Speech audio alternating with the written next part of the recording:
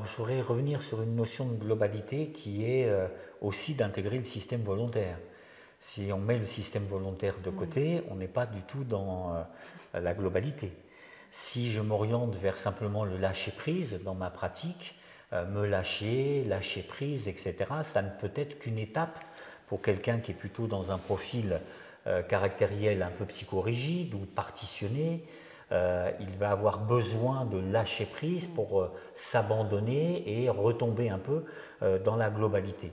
Mais si je veux aussi avoir de la précision dans ma sensation de globalité, ma sensation de sphère, je dois aussi pouvoir tirer des lignes de force, tirer des directions, une précision, et d'avoir donc à l'intérieur de cette globalité qu'on va symboliser plus sphérique, plein de lignes, de pelotes, de lignes de force, etc., que je conscientise, que je perçois, et qui fait que mon mouvement va se nourrir, se remplir d'une dimension qui ne serait pas là sans cette conscience-là. Donc oui, il y a tout ça, il y a cette nécessité de tout ça. Certaines personnes qui pratiquent, certaines personnes qui enseignent vont faire aussi avec leurs qualités et leurs atouts. Quand j'enseigne, néanmoins, je dois aussi développer une qualité d'écriture qui soit une écriture pour que l'autre puisse apprendre. Ça ne peut pas être simplement mon écriture et mon style. Donc je dois aussi cultiver à ce niveau-là une précision, une attitude, un recul par rapport à l'ensemble et la globalité de ce mouvement, de ses lignes de force, de son état et de l'état du mystère, c'est-à-dire la place que je fais à ce sentiment d'éternité dont on a parlé. Oui, j'ai envie de vous parler de ce moment de la naissance, ou en tout cas bien avant, même dire de revenir à notre développement intra-utérin, où les choses se font sans qu'on ait besoin d'y intervenir. Donc on se déploie, on se développe de manière passive, et tout se fait de manière globale. Alors bien sûr, il y a une sorte d'ordre magnifique et mystérieux dont on ne sait toujours pas comment on fait, et on peut l'observer, mais on ne sait pas de quelle manière nous nous développons et pourquoi ça s'organise de cette manière. Il y a quelque chose qui se fait de manière, avec une intervention assez mystérieuse, mais qui se fait de manière passive. Et ensuite, ce qui va se faire de manière, lorsque l'enfant est né, de manière active, sans qu'il ait pour autant besoin d'y faire attention. Donc à ce moment-là, les choses se font aussi de manière globale. L'enfant ne pense pas sa corporalité, il ne pense pas son corps, il ne pense pas sa façon volontaire. Tout se fait en même temps. Comment dirais-je ? C'est son envie, c'est ses élans d'aller vers, c'est ses élans de manger, d'aller chercher le sein, d'aller chercher de la nourriture, des jouets. C'est tout ça qui va l'amener à développer. Le mouvement suit en fin de compte l'intention. Oui, tout à fait. Et il est dans ce mouvement en Wu Tao. Et après, en Wu Tao, ce qui se produit, ce qu'on va tenter de faire. Alors après, il y a les années j'ai envie de dire, de déconnexion de ce sentiment de globalité, parce que l'enfant perd ça. Et il devient plutôt un enfant à apprendre des choses, on l'éduque, on le contraint à des positions. Par le système volontaire. Par le système volontaire. Donc on lui fait... le système volontaire devient prédominant, donc c'est quelque chose qui va lui venir à sa pensée, ou il va se développer avec ce système de caractère dominant et volontaire en premier. Donc ça va être sa référence. Et le reste, il va l'ignorer, et ça va rentrer, comme on disait, ça va se réenfouir, ça va s'oublier, jusqu'à ce que, justement, au Wu Tao, on le propose de le refaire remonter, de le réensemencer, de le refaire pousser, de l'arroser, de le rendre de cette terre qui a été devenue infertile et asséchée. Elle se réensemence, elle revient à la surface. Et c'est pour ça qu'on a besoin de tout. Le système volontaire fait partie de notre globalité. Mais la partie, j'ai envie de dire, du système non volontaire vient se rejoindre, et c'est ensemble que ça se remet à bouger. Et c'est pour ça qu'on a besoin de tout. Tout bouge en même temps. Mais ça demande autant d'années à avoir abandonné ce système non volontaire, demande autant de temps pour retrouver. Ce sont des retrouvailles parfois. Il n'est pas rare que les personnes soient touchées sans savoir pourquoi elles pleurent, pourquoi elles sont touchées.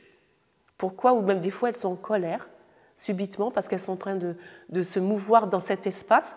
Elles ne reconnaissent pas que c'est l'émergence de la motilité qui revient du non volontaire, de quelque chose qu'elles avaient et qu'elles avaient à l'intérieur du ventre de leur mère de manière passive, de manière aussi active mais pas consciente à l'âge de l'enfant qui se développe et ainsi de suite, jusqu'à l'âge adulte.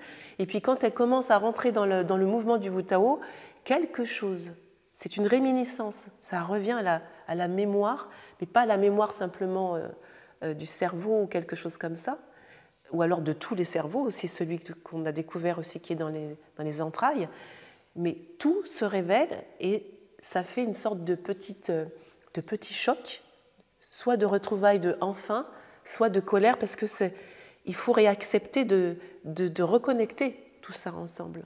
Le système nerveux se reconnecte, les tramages se refont, et hop, quelque chose se rétablit. Et c'est du tout petit. C'est du tout petit en Wu-Tao. C'est par petites touches. C'est pas quelque chose qui se fait de manière extrêmement dure. Où on tire pas sur un brin d'herbe pour qu'il pousse. On l'entend beaucoup, on l'utilise beaucoup cette expression pour vraiment signifier que ça se fait vraiment. On pousse. Il y a vraiment quelque chose de l'être qui pousse. Nous sommes des êtres qui poussons, qui nous développons. Et pour ma part, en tout cas pour moi et pour nous, je pense que je parle aussi pour Paul, on est en perpétuel déploiement, on n'est pas fini. Ça, c'est une notion aussi de ce mystère, de ce quelque chose, de cette éternité, mais c'est une éternité qui pousse, c'est une éternité qui n'a pas de fin.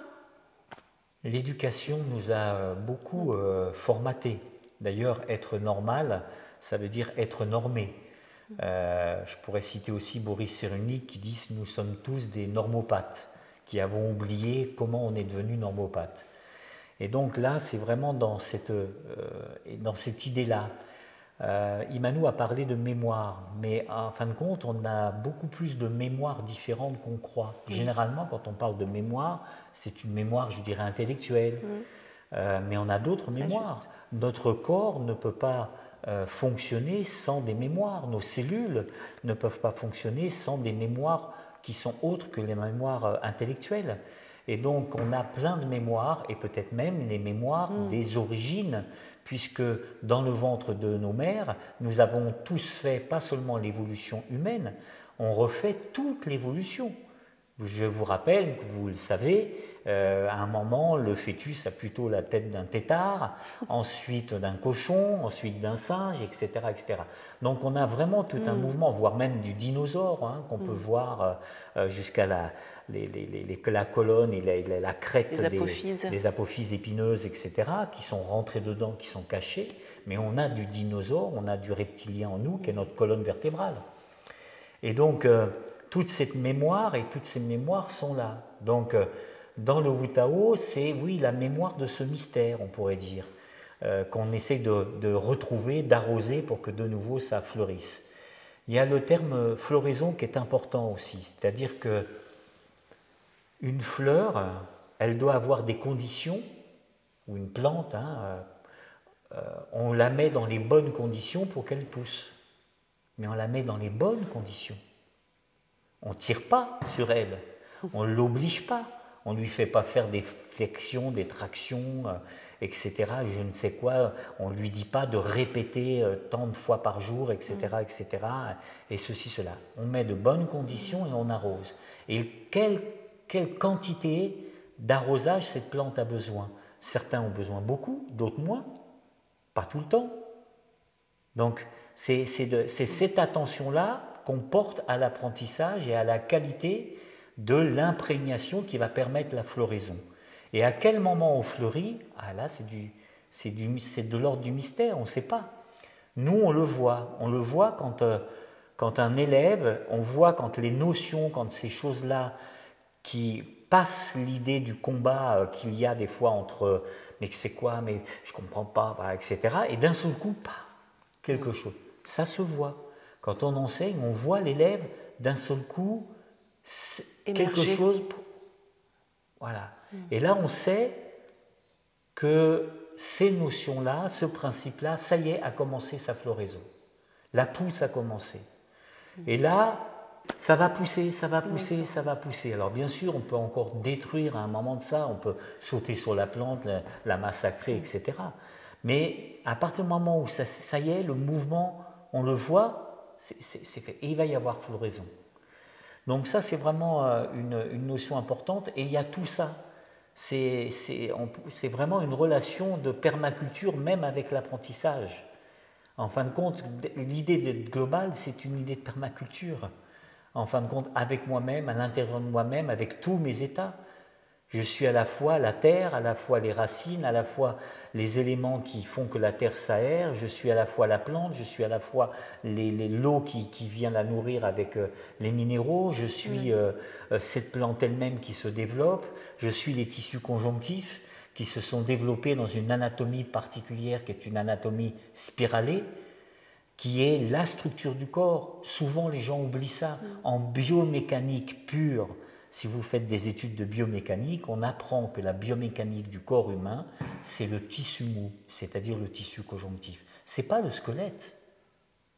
Le squelette, c'est la chose sur laquelle on met le tissu mou qui est la structure du corps.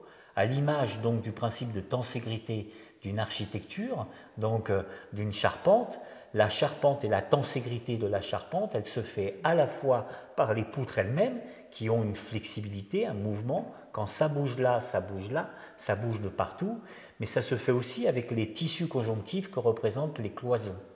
Et c'est cet ensemble qui permet d'ailleurs à certaines structures qui sont pensées à contenir les mouvements déclenchés par un tremblement de terre. Et bien c'est cette idée-là aussi de globalité. On la retrouve à la fois dans la structure corporelle même purement biomécanique, avec donc cette notion de tissu mou, et qui a une anatomie différente de la biomécanique souvent utilisée du système volontaire.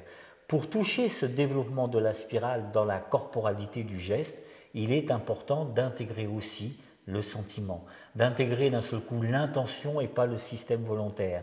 L'intention, c'est le système non volontaire qui va pouvoir venir. Donc l'intention, c'est quoi? C'est j'ai l'intention de vous parler, j'ai l'intention de venir vers vous. Je vais avoir cette intention, puis le mouvement vient. Donc c'est vraiment cette notion. Ou le sentiment. En Wu-Tao, on préfère parler de sentiment. Presque l'intention, c'est un peu trop abstrait. Donc le sentiment d'avoir envie, l'envie d'un enfant de se déplacer vers un jouet, c'est ça qui va le faire ramper. C'est ça qui va le faire après aller aux quatre pattes. C'est d'un seul coup l'envie d'imiter et d'être comme ses parents ou comme sa petite sœur qui est un peu plus grande, qui fait qu'il va avoir envie de marcher. Et donc il va chercher à se dresser. C'est toujours l'envie. Et l'envie est le plaisir qu'on a d'aller vers. S'il y a des expériences qui amènent trop de déplaisir, via le système volontaire, trop de forcing, eh ben on va pas pouvoir... on ne va pas avoir la même qualité de résultat que si il y a l'envie, puis le plaisir, la fameuse récompense. On le sait aujourd'hui au niveau neurologique. Je vais encore continuer encore un tout petit peu pour dire encore deux choses. On le sait au niveau neurologique, aujourd'hui la science le sait. On n'apprend jamais mieux et on retient jamais mieux ce qu'on apprend dans le plaisir, donc dans l'envie. Aujourd'hui, il y a l'éthologie, qui est l'éducation des animaux avec une démarche de conscience. Ils sont plus en avance que l'éducation nationale, bon Dieu. Ils sont plus en avance que les fédérations d'arts martiaux, que le ministère de la Culture qui organise les formations de profs de danse. Qu'est-ce qu'on fait? On sait dans l'éthologie que pour obtenir le meilleur résultat avec un cheval, eh ben, ce n'est pas dans le dressage.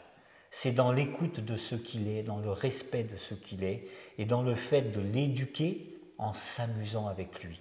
Quand d'un seul coup il est saturé, on arrête le temps d'éducation et on le remet à un autre moment plus tard. Il est nécessaire que le cheval ait toujours en vie. Pour aujourd'hui créer des chiens qui vont accompagner, et je dis bien créer un peu exprès, accompagner des aveugles, accompagner des personnes handicapées, on sélectionne un chien qui a envie d'être avec l'humain. Puis à partir de là, on ne le force jamais. On ne le tape jamais, on ne lui donne aucune punition. Et c'est là où on obtient les meilleurs résultats, par l'envie et le plaisir de faire ce qui est nécessaire pour l'handicapé qui est son maître. Le mot serait à changer. Ce n'est pas son maître, c'est son compagnon. On sait dans l'éthologie tout ça et on ne l'applique pas, bon Dieu, aux humains. Mais je suis passionné et vous le sentez et ça m'énerve. On fait mieux pour les animaux aujourd'hui qu'on le fait pour les humains et les petits humains, nos propres enfants. Oui, c'est vraiment ce que tu disais tout à l'heure, que l'éthologie, elle ramène à cet état de profondeur, ce langage non verbal, cette somme de ce que nous sommes invisible et qui, à nouveau, on la ramène encore dans l'éthologie, encore dans quelque chose qu'on retrouve, mais qui est un langage qui va passer par des intentions, qui va passer par un positionnement intérieur, donc un langage intérieur.